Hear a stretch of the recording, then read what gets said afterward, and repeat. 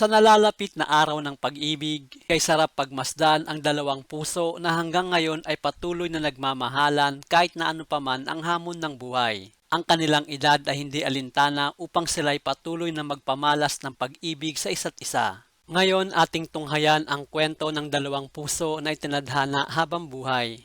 Sa ating tampok na video ngayon, ating tunghayan ang kwento ng buhay pag-ibig nila Eddie Mesa at Rosemary Hill.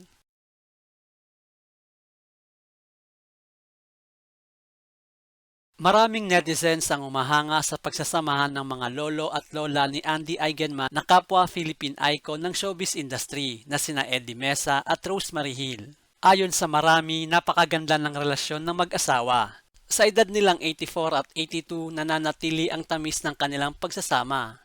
Pero marahil hindi alam ng marami na naghiwalay din sila noon ng halos 15 taon bago muling nagsama bilang mag-asawa. Sina Eddie Mesa at Rosemary Hill ay nagsimula sa kani-kanilang karera noong huling bahagi ng dekada 50. Sila ay parehong nagkatagpo sa isang proyekto at nagkaibigan. Sa maikling panahon ng pagiging magkasintahan, sila ay nag-decide na magpakasal noong 1958. Ang kanilang pagsasama ay nabiyayaan ng 3 anak na lahat ay pinasok rin ang pag-aartista.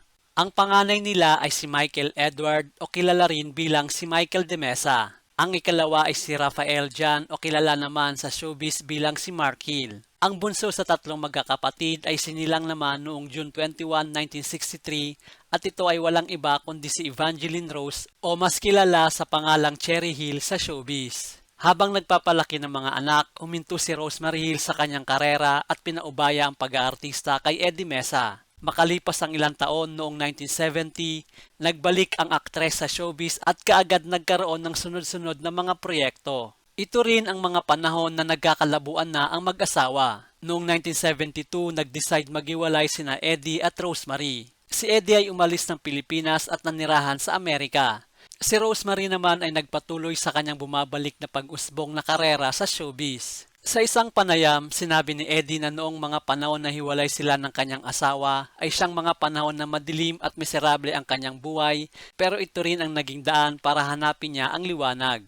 Kalaunan, siya ay lumapit sa Panginoon at naging born-again Christian at naging pastor. Noong 1986, umuwi ng Pilipinas si Eddie at muling sinuyo ang asawa.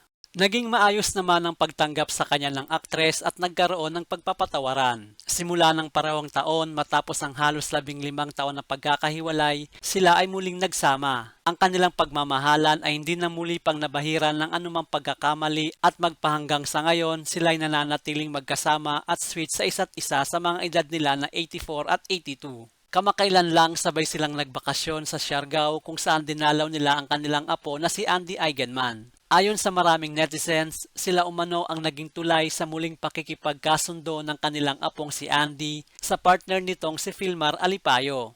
Ang love story ni Rosemary Hill at Eddie Mesa ay isa sa mga halimbawa ng magandang resulta ng pagbibigay ng second chance pagdating sa usaping pag-ibig.